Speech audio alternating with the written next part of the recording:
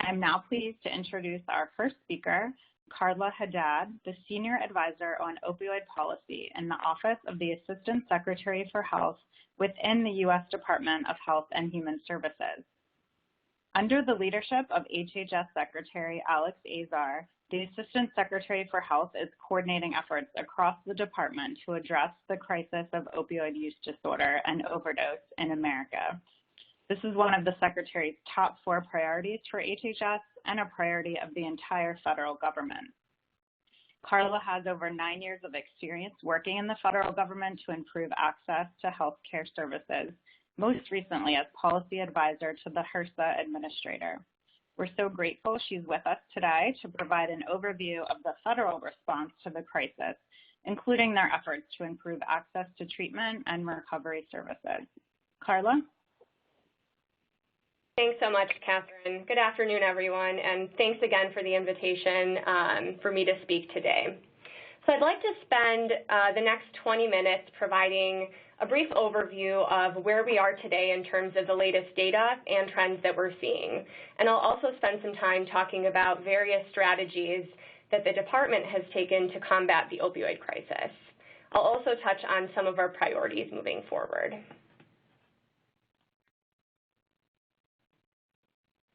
So as you all know already, the opioid crisis is one of the most pressing public health challenges in the U.S. And while there are multiple data sources out there, the National Survey on Drug Use and Health really gives us our deepest data on the state of opioid misuse in the country. This comes from SAMHSA, the Substance Abuse and Mental Health Services Administration. And the latest data from 2017 indicate that about 11.4 million Americans misused opioids in the past year, and 2.1 million Americans had an opioid use disorder. In addition to that, we found that approximately 53% of individuals still receive their pain reliever from a friend or a relative. So really we're seeing that the extra pain relievers that are in the medicine cabinet are still a significant concern in this country. And the most common reason for opioid misuse is pain. So where are we in terms of the latest drug overdose death counts? There are, again, a number of various data sources out there. Last November, CDC released final 2017 drug overdose death numbers. And in 2017, they found that 70,237 people in the U.S. died due to drug overdoses. And among those, a little over 47,500 died of opioid overdoses. Again, this was predominantly caused by illicit synthetic opioids like fentanyl. However, in addition to that data source, CDC also does track on a monthly basis provisional 12-month overdose mortality data. And you can see the trend on this slide. So you can see that the peak was reached at about November of 2017. And then shortly after there, you see a flattening of the curve and a very slight but substantial decline. I want to make a note that this data you're seeing now is through October of 2018. Again, each month, CDC releases new provisional overdose data. And it's great timing that just yesterday, as Catherine indicated, CDC released the next batch of data, which runs through November of 2018, seeing a continuing positive trend. So while unfortunately a few of the slides I'll be showing you today focus on the October 2018 data, CDC did just release new data yesterday. So this map shows again, the percent change in drug overdose deaths from October 2017 to October 2018. So again, from that specific 12-month period, we saw a 4% decline over the 12-month period. And with the newest numbers that came out yesterday, as Catherine noted, we're seeing a continuous decline and an increasing decline at 4.4%. So again, steps in the positive direction. We also see that some states have made really good strides in reducing the number of drug overdose deaths over the 12-month period. So we see that Ohio has done a great job in reducing. They're down about 22%. We're seeing West Virginia down 8.1%, Iowa down 14.7%. So again, a lot of great work among the states. Unfortunately, we're seeing opposite trends in some other states, particularly in the western region, as you can see. And this is primarily due to the increase in psychostimulants like methamphetamine. This is especially concerning and something that the department is taking very seriously in terms of really thinking about our strategies to combat the opioid crisis while also keeping in mind some of the other emerging substances that are creating additional problems in many states.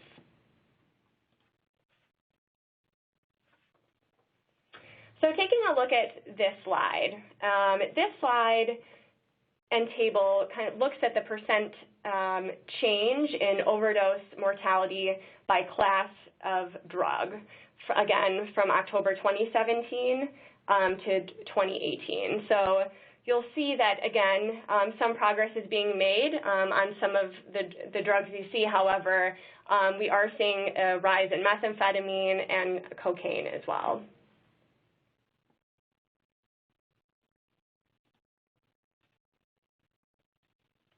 And again, another table here looking at the percent change in overdose mortality by class of drug through that same 12-month period, showing kind of similar trends that we saw in the last slide, seeing good progress in terms of reductions in heroin, prescription opioids, and methadone. However, the synthetic opioids are still increasing and up about 11.4% from the previous year.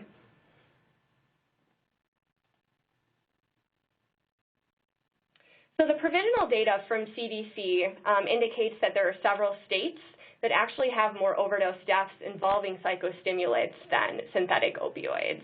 And among those that we have data from, 6 of the 18 states that report this information, you can see, again, have increasing overdose deaths involving psychostimulants. So I just want to point this out again because this sort of data really indicates that some states are having more of an issue with psychostimulants than with synthetics even, and that our policies and approaches from both the state, federal, and local level need to really adapt to these emerging trends.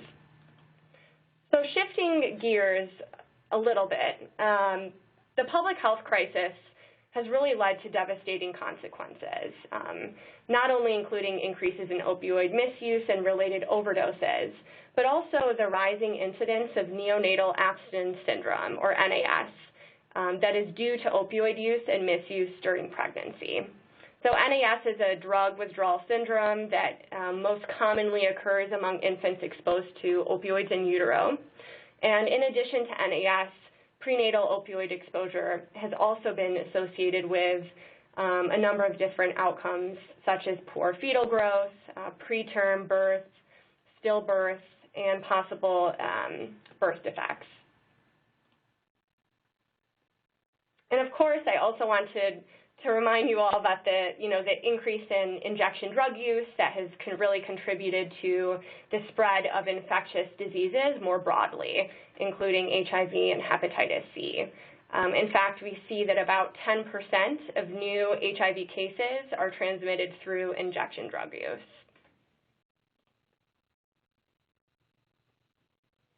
So taking a step back a bit and thinking a bit more holistically about the issue, the Assistant Secretary for Health, Admiral Giroir, often uses this publication as a really good example.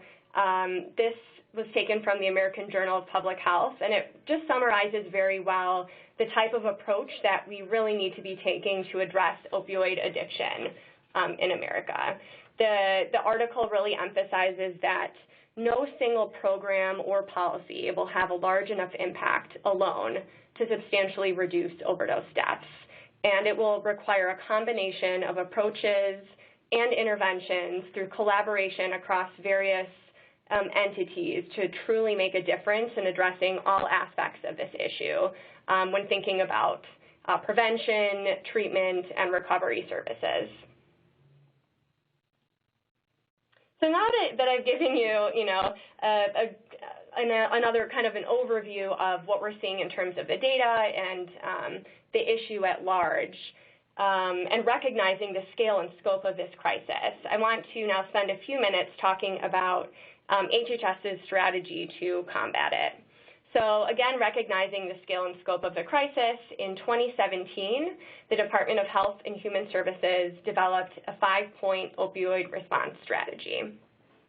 And these 5 points are illustrated here on the slide. So the 5 points include improving access to treatment, prevention and recovery services, emphasizing the critical importance of medication-assisted treatment as a component of evidence-based therapy.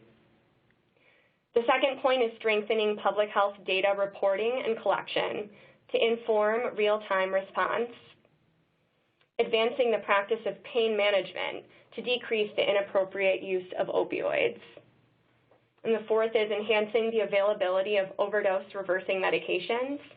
And finally, supporting cutting-edge research that helps us improve our understanding of pain and addiction, helps lead to new treatments, and identifies effective public health interventions. And I'll walk through, just for the next few minutes, each of these 5 points and provide a couple of examples of how we're implementing these items. So focusing on the first point, which is better addiction prevention, treatment, and recovery services.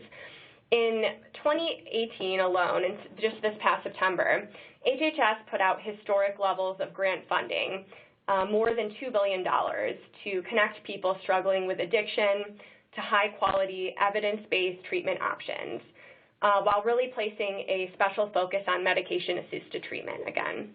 So this includes a significant grants that were put out by SAMHSA, I mentioned before, the state opioid response grants in particular, which provides funding to each of the states and really provides them with the flexibility to use those funds based off the specific needs of their communities and their population, focusing again on opioid prevention, treatment, and recovery services.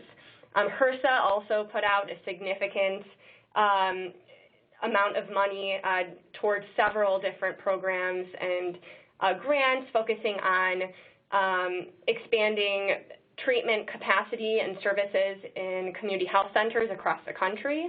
HRSA also put out a lot of funding toward a new rural community opioid response initiative, which is a multi-year initiative, again, focused on providing a suite of interventions targeting opioid addiction among high-risk rural communities, and they had a number of workforce grants that went out, really building the behavioral health workforce.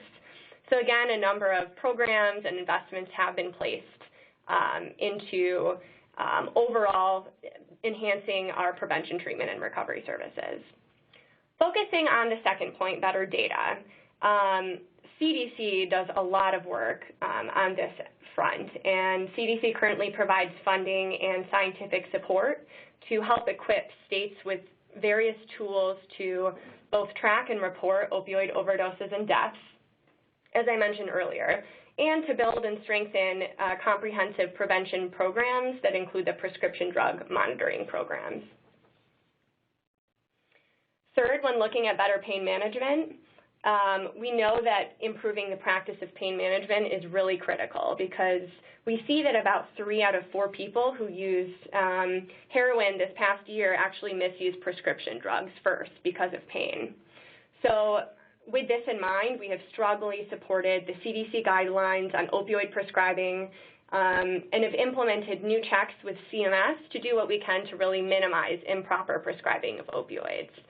And you may have all seen that just a couple of weeks ago, the Pain Management Best Practices Interagency Task Force, which is a federal advisory committee, released a final report on acute and chronic pain management best practices, really emphasizing a balanced, patient-centered approach. So that's another example of some of the work we're doing in the pain management front.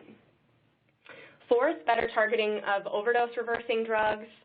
Regarding this piece, we have continued to emphasize in the department the importance of widespread distribution of naloxone, either by direct distribution or by co-prescription to patients who are at higher risk of opioid overdose.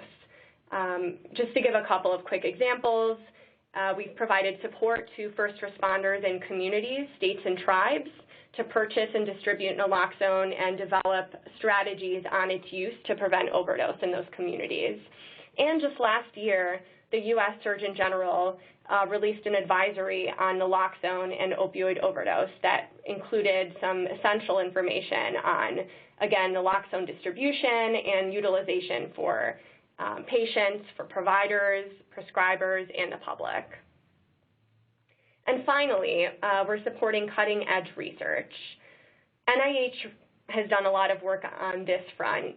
In fact, they recently launched the Helping to End Addiction long-term initiative, also known as the HEAL initiative, with over $850 million in funding in 2018 alone, that focuses on the full spectrum of research around prevention and treatment of addiction, and just getting to the root of pain itself and the cause of pain itself. And with this in mind, one of the signature NIH projects that is actually funded through the larger HEAL initiative is titled the Healing Community Study, and we're very excited about this particular initiative. Through this study, HHS recently awarded over $350 million in grants to really support a whole-of-government effort in 4 key states, in Kentucky, Ohio, Massachusetts, and New York. And the goal of this initiative is to reduce overdose deaths by 40% in select communities in each of these states within 3 years. Again, it's an aggressive approach, but it's one that we are really, excited to see, and we're very confident that, each of these states have a suite of interventions that they plan to implement and will, make progress in meeting their goals. We also understand that to effectively address the crisis, communities really need to be engaged. So this includes not only doctors and nurses and the health professionals, but also cops and teachers, mayors, parents, coaches. It really takes a whole of community approach, and we think that this is really what the Healing Communities study is trying to get to.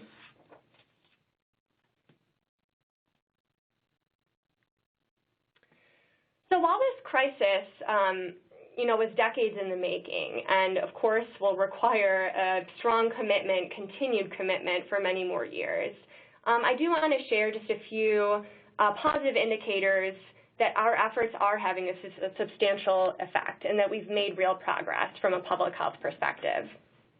So in terms of decreasing opioid prescriptions, we saw that from January 2017 through April 2019, our initial market data suggests that when looking at the total amount of opioids, which is measured by the morphine milligram equivalents, or MMEs, when we look at that being prescribed monthly, we've seen that it's dropped by 31%, which is significant. This success has also been achieved while the administration has continued to emphasize the importance of appropriate prescribing of opioids for patients who experience pain, and supporting the use and development of non-opioid treatments. Taking a look at naloxone prescriptions, we've seen that, again, from January 2017 to April 2019, we've seen a 484% increase in prescriptions dispensed by pharmacies, also a great outcome so far. And when thinking about treatment, we see that the number of unique patients who are receiving buprenorphine monthly from retail pharmacies has increased by 29%. So again, buprenorphine is one form of MAT, medication-assisted treatment. And we're seeing similarly that the number of naltrexone prescriptions per month have increased by more than 62%. So again, these are all, positive indicators that some progress is being made, and of course there's much more to do, but this gives us some hope that what we're doing is truly making a difference.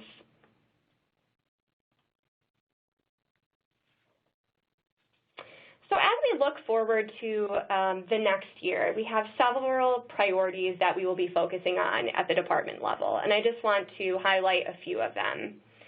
First, I've mentioned this a few times, especially in the data overview slides, but it will be really critical to broaden our focus, not only to continue to address the opioid crisis itself, but also to address the resurgence of methamphetamine and cocaine before we feel that they are going to become the fourth wave of the overdose epidemic. This is really important to the department, and we're committed to taking this on.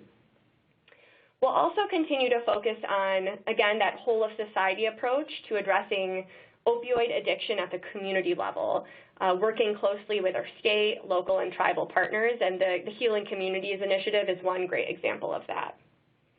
And of course, the recent passage of the massive opioid legislation that was passed this past October, which is called the Support for Patients and Communities Act, will help enable HHS to continue to build and expand our programs that align with the department's 5-point strategy. And more broadly, I think this one is a really important one. We have to transition away from a crisis framework into a more integrated, sustainable, resilient public health system for preventing and treating substance use and other behavioral health disorders. So this is kind of more of our long-term focus as we think about what we've been doing today and how we transition into that to a more sustainable approach looking ahead. So when I say that, one item we talk about quite a bit is reimbursement and thinking about how we can better align reimbursement so that people can get paid for the right therapy. CMS has done a lot of work in this area, and we look forward to focusing in that space more in the coming months and years ahead. So just quickly, a few other priorities for the year include encouraging the expansion of comprehensive syringe service programs. We know they're very effective, and we want to continue encouraging that moving forward, enhancing emergency room, medication-assisted treatment, and ensuring warm handoffs following an overdose, and improving MAT during transitions into and out of the criminal justice system. So what I've discussed this afternoon are just a handful of initiatives at the federal level or supported by the federal government that will help tackle the opioid crisis across our country. Again, I do want to be clear that this victory is not going to be won by the federal government alone. The common theme here has been the importance of collaboration and a whole-of-society approach, and I do really feel like only by working together will we be able to fight this public health crisis and also just be able to lay a foundation for a healthier nation ahead. So with that, I want to again thank you for having me, and that concludes my presentation.